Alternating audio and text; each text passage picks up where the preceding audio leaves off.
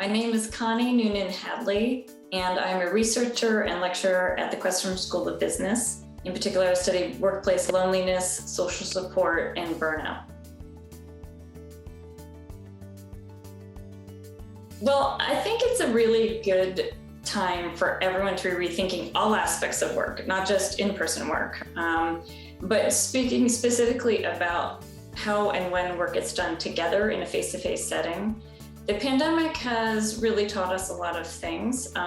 It's taught us mostly about how to do remote work well, because that's been the dominant orientation for most of the organizations I study. And I should caveat this by saying there are a lot of occupations and companies in which case it's always in person. They don't have the option to work remotely. And so this I want to focus on are those companies who do have the choice. And choice is a big theme, I think, that companies need to be thinking about here. And by that, I mean that being in person is no longer the default for most companies who have chosen to go hybrid. And if people are going to come in for 2 or 3 days a week, companies need to think more clearly about what happens when they're there. I've seen the mistake made by some organizations that brought employees back to the office and didn't really do anything except turn the lights on and clean out their fridge and welcome people back. And then people look around and they say, why am I here? What value am I getting out of being in person that I wasn't getting when I was remote? And I like better the model that many other organizations are talking about, which is, okay, can we make the in-person time together really special, really different? Some companies say they're looking for moments that matter and creating those. And a common one would be something about collaboration in terms of brainstorming, some kind of creative process. Onboarding and integrating new people is another important moment that we might want people to get together for. And then also sometimes it's really helpful to have people together just for social purposes, just to get to know each other better. And so I was at a conference recently where the CEO of Logitech said, for example, that he views the office as the new offsite. So if you think about what happens in an offsite, it's all those things. It's the creative combustion, hopefully some brainstorming and breakout groups, as well as some socializing and getting to know people across different lines of business and different lateral levels within the organization. Another even more maybe radical view is Nitin Noria had a great piece in the Wall Street Journal calling for the office to be treated like a clubhouse. In that case, I'm not even sure what work gets done, but it's still like a really interesting idea to think about. In-person work is not the same as it was. What could it be instead? And building intentional practices around that time is really essential. I've seen even in the last few months, companies that went back in late March or April are finding that they had a peak in people coming back to the office voluntarily, and then that's declining over time. And one of the hypotheses behind that is because it wasn't worthwhile for them to be there. So I think all companies really need to challenge themselves to say, how can we maximize the time, the effort, the money that it took people to come in to the office? Well, first of all, I will acknowledge that if the choices are all in person, all remote, or hybrid, hybrid is the hardest. It's the hardest by far. I'm involved as a consulting researcher with Microsoft, and they had a new report that just came out where they studied 30,000 employees across the world. And the title of the report was How to Make Hybrid Work Work. And that, I think, is the question. How do you make it work? Because it's not as easy as either one or the other modes. And at the team level, what my collaborator, Mark Mortensen, and I have been studying is how do you make sure you're achieving more gain from teamwork than loss?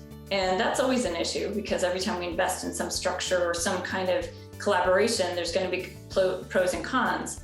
But in hybrid, what we're seeing is that the coordination cost of just finding common meeting times, or of trying to make sure that everybody knows what the other person's doing, or that quick questions can be answered immediately, is really rising in hybrid work. And that makes sense, because now, again, you don't have the ability to just walk down the hallway to get a question answered.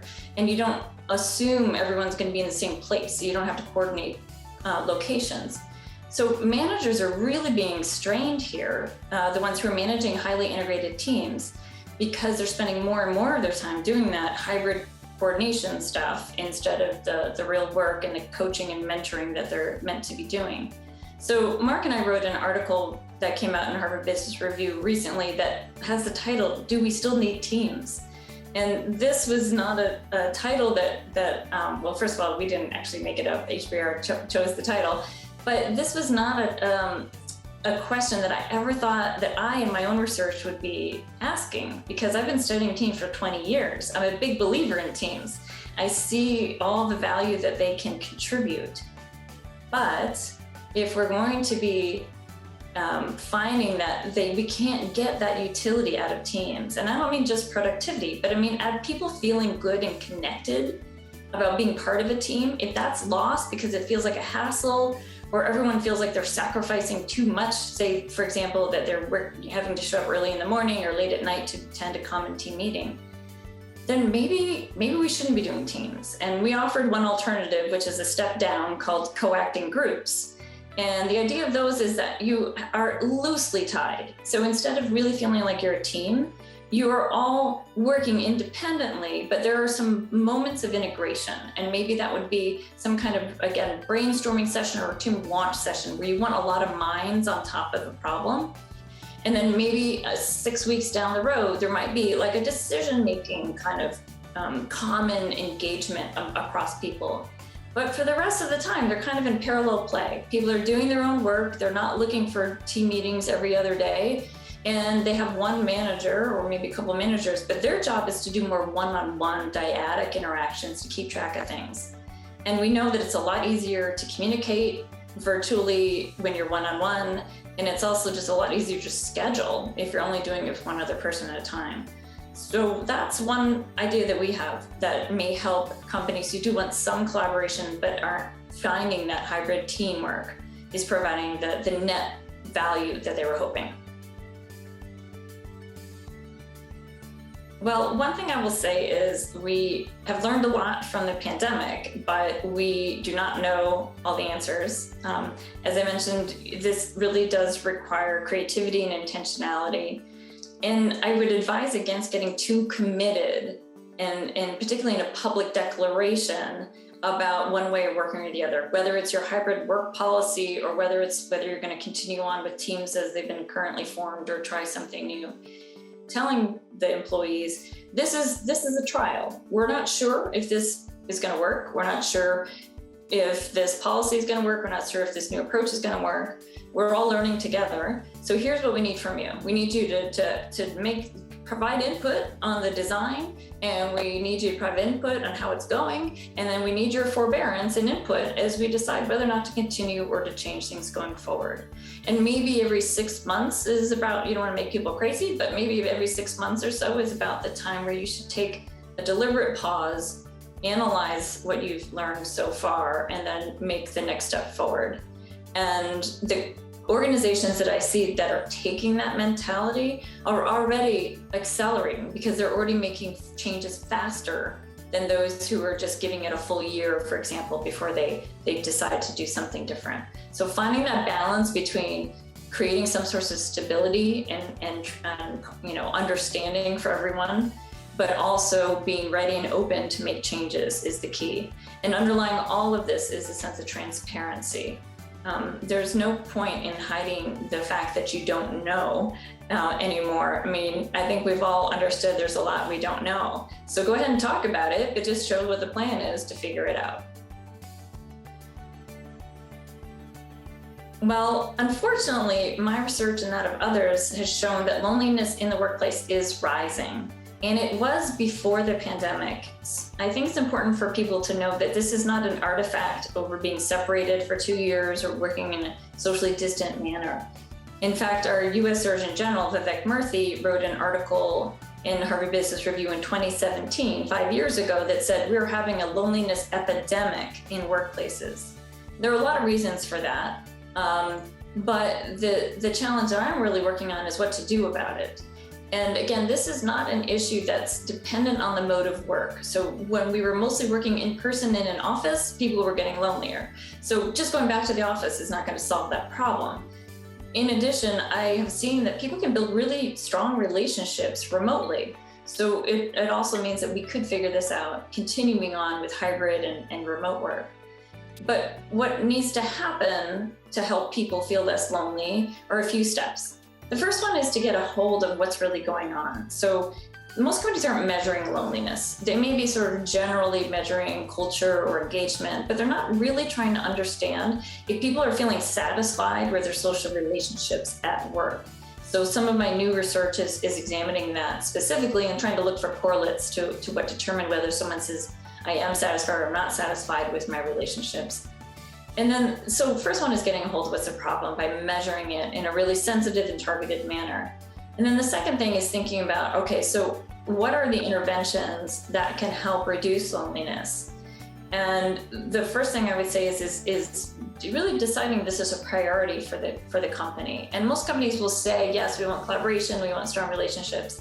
But the way they make it a priority is by carving out of time in the workday for people to get to know each other better, not making them stay late or attend some kind of, optional retreat on the weekends. If this is important, then they should be paid for developing social relationships, make it part of the work, carve out time for them to do that. Also, think about how is work structured to facilitate relationships. So as much as I was just talking about the challenges of hybrid teamwork, I still do believe that creating some sense of people being connected in some formal way can facilitate. It just gives you that extra comfort level that you belong to each other in some manner. Again, just calling yourself a team does not make people have strong relationships. But if you do have the opportunity to do that, one idea, this also some of my research is done with Mark Mortensen at INSEAD, one idea we had there was create a home team. So everybody just sort of knows there's some stable group that they belong to as part of their job, and it may not take up all of their time, but it's just a natural home for them to start deepening some relationships. In addition, companies can think about how to encourage people to get to know each other, making that safe to do so. So I know one company who's holding workshops, empathy workshops, and they're kind of get to know yous. I know another company that's developed an app where team members can report each day, just something about how they're feeling or what's going on with them. I know another manager who starts every team meeting, and says, where is your time and attention today? And if people say, my attention is on XYZ, not only are they communicating something about what's impinging perhaps on their work, but they're also saying something about their life outside of work and who they are. So think about what are the ways that it can become possible for people to have open conversations in a way that's sanctioned and productive for the work. So again, I don't love the idea of just separating social time from work time. I think social time, if it creates deeper relationships, helps the work go better. It also helps people enjoy their work more. And one of the signs of team effectiveness is that people actually want to keep working together. So it's all part of the same process of building a really robust team going forward, or at least a work environment in which people feel connected and engaged and appreciated. Well, some of the things I just talked about will certainly help with employee engagement. One of the things that I'm looking at right now is looking at generational differences in some of my research. And I think my data would echo the data of others that says, Generation Z or the Zoomer generation, now I've heard them called, and millennials are looking for more meaning at work, more purpose at work, more connection to each other. And if they don't find that, they will move on. But to get people to stay, they need more than the superficial add-ons. They really need this sense of, am I committed to and spending my time doing something really worthwhile that is recognized and rewarded by my organization, but also in many cases does something else, something good for the world, is what we're seeing as a rising trend. And then the other thing is this sense of inclusion and appreciation that people have to show, again, not just once a year in some ceremony, but every day. So rooting out whatever those things are that are inhibiting people from feeling fully comfortable and able to contribute are essential for employee engagement. And it will depend on what the work is and who the employees are, obviously. And that's the other sort of bad news to the story here, which is that you have to be intentional, yes, but you also have to be really specific. But generally the principles are that you treat people with respect and inclusion, and you motivate them towards a really higher order goal, are the keys to creating a deeper sense of commitment and engagement at work.